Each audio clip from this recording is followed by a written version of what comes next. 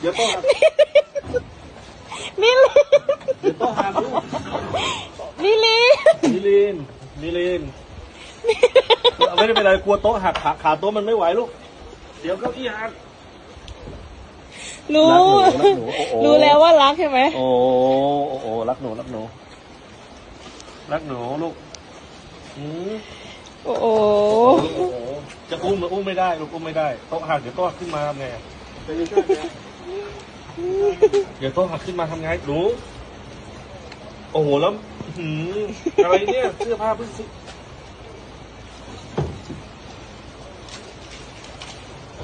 โอ้โห รัก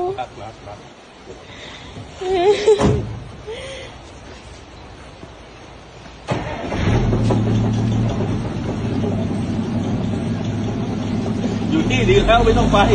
จะไปทำไมล่ะจะไป